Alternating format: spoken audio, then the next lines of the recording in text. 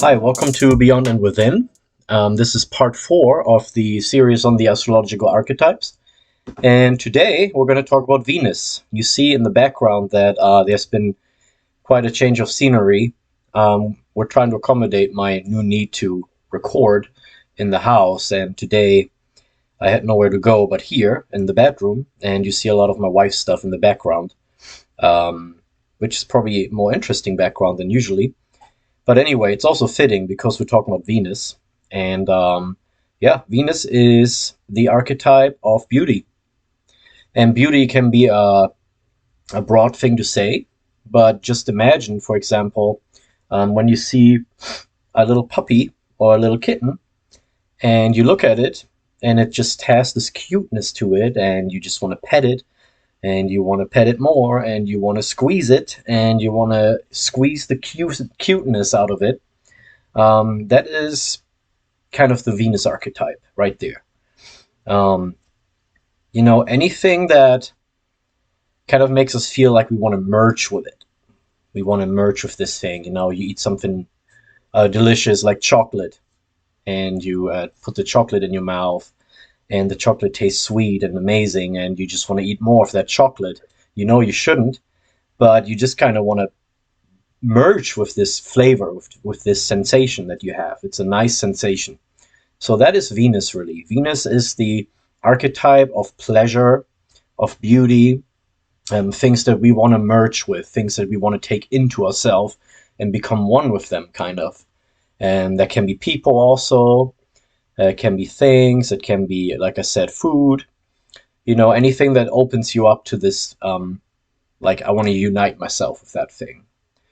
And behind that, this kind of the Venus phase, like we said, the planets are phases. And last week we talked about Mercury being kind of the link and the connector between the inside and the outside, and the aspect of communication, the archetype of exchange. You know, Venus is now the first planet, the first phase that kind of gets us out of ourselves a little bit more, and actually lets us experience the world around us in a more personal and interpersonal way. So we interact with the world around us in a more active way.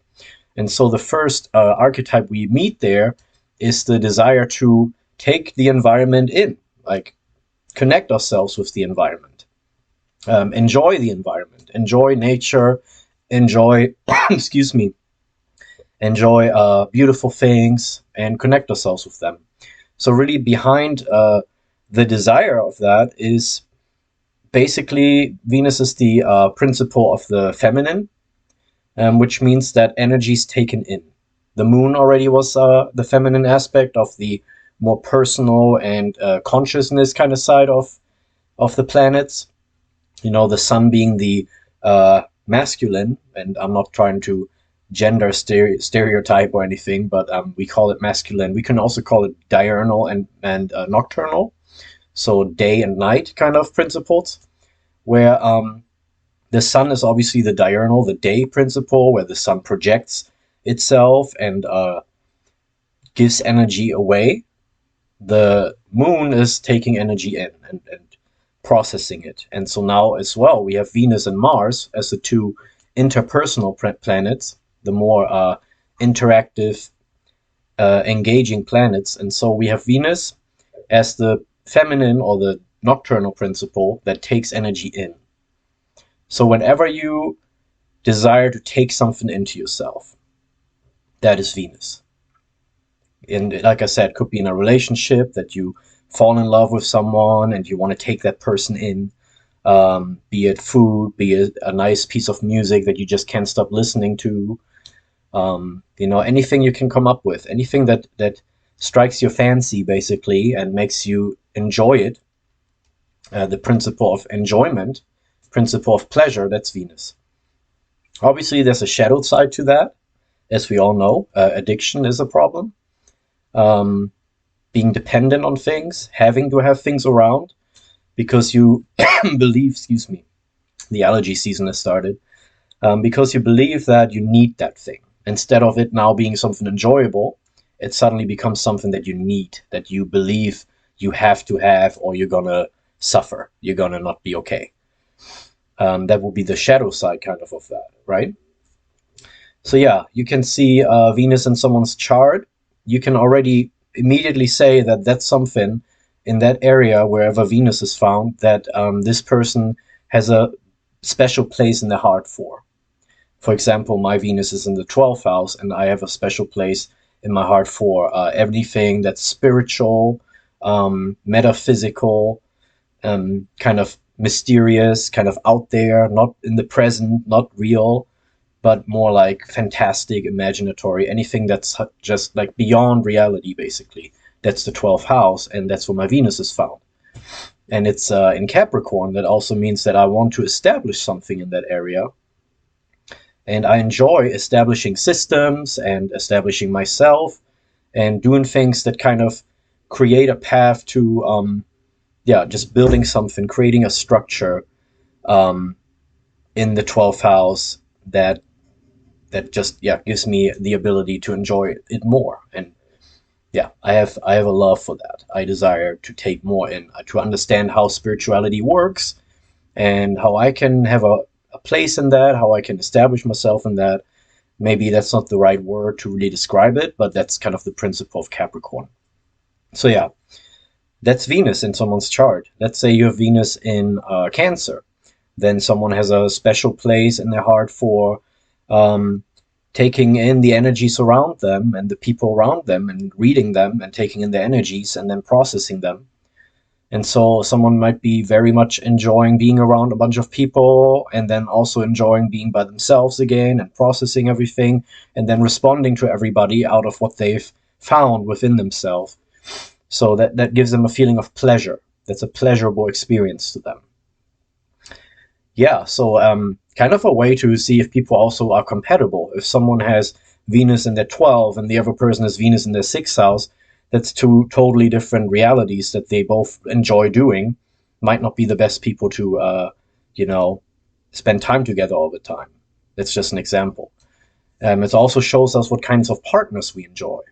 So I, in my 12th house, having Venus there, enjoy people that are at least somewhat interested in spiritual things and in, the beyond and metaphysics and anything that, also psychological. So I enjoy the company of those kind of people a lot. So yeah, you can see how Venus plays a role in the chart to understand. Now, the two signs that are ruled by Venus, the first one is Taurus. And Taurus is an earth sign, and Taurus is a fixed sign. So we have fixed earth. And if you imagine Taurus, the bull, the ox, the cow, whatever you want to imagine, standing on the field, eating the grass, being very stable on the ground. You can't just push the cow over unless they're sleeping. Enjoying, the green grass. So there's a very intimate connection to the physical realm. Taurus is very sensatory,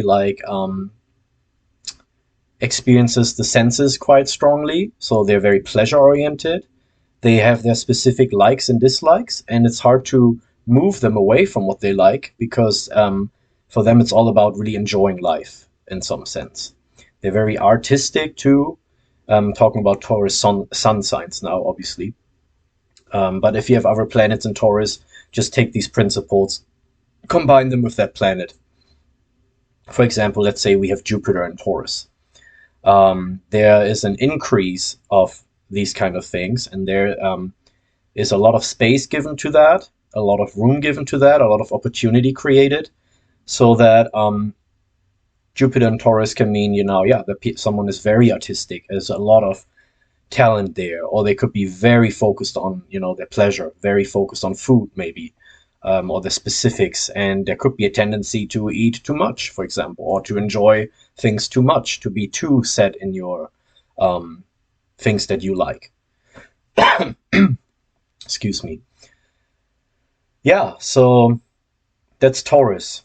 Taurus is the first sign that's ruled by Venus.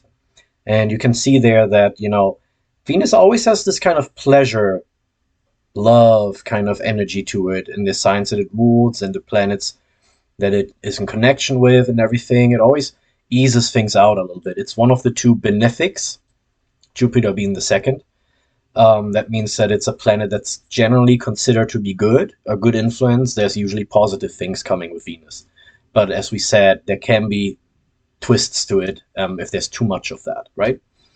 So that's Taurus. The second sign that's ruled by Venus is Libra. And Libra, other than Taurus, is an air sign. So it has to do with mental things and also social energies. And it is a cardinal sign, so it wants to get something started. So combining these things and applying Venus to that, you can see that Libra, which comes right after Virgo, and we know that Virgo likes to, look at the details and see what works and what doesn't and wants to improve everything. Libra then coming after now pays attention to what we have in common, what connects us, right? What levels the playing field a little bit.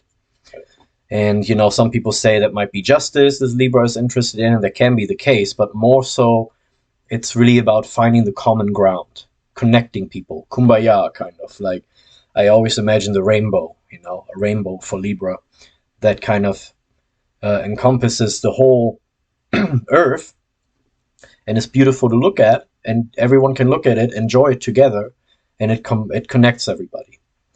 So Libra really is interested in that social energy of connection. So that's very, very much Venus. On the one hand, Venus is a lot about pleasure, but also about pleasure with people and positive connections. And so Libra can be very sensitive to, if everyone's being paid attention to, if everyone's being treated the same, if how are the connections that we have, marriage, how's a marriage going? Is it equal? Are we doing well? How's our society doing? Is there enough justice? Are people being mistreated? And Libra has this kind of sixth sense for these things. And that can be turned around if Libra then decides that there's too much injustice, there's too much going wrong. Then Libra can start to become bitter and start to become disheartened about things and kind of feel like no one else really is making an effort to get things better and connect. So then Libra can, start to become bitter like that and want this connection and this common denominator too much and desire it too much. Again, there's the Venus too much principle. Yeah, that's Libra. Now let's say you have the moon in Libra, and the moon being about receiving and processing energy and then responding.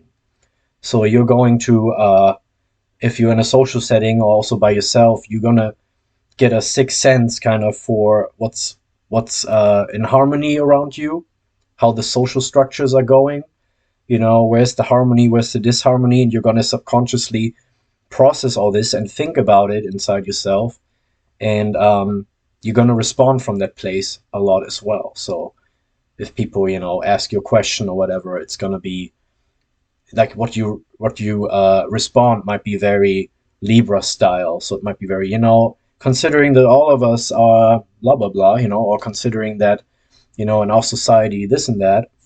So it always starts off with that kind of, okay, well, let's consider what connects us here. Let's consider what affects us all in this aspect before I give my answer. Or it's kind of like that. You're responding from the Libra place, basically. And you're also perceiving things like that. Very interesting sign.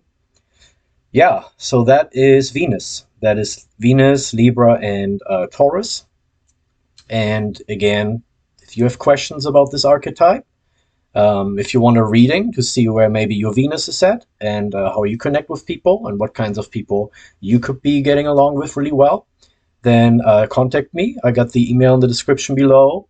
We're working on our website, which will be up soon and running. And yeah, also leave a comment, like, and subscribe. Thank you. And also, very special thanks for 100 views. I'm very, very thankful for the 100 views. By now it's over 100, but I wanted to do a shout out for that. Thank you so much. Have a good day. Bye.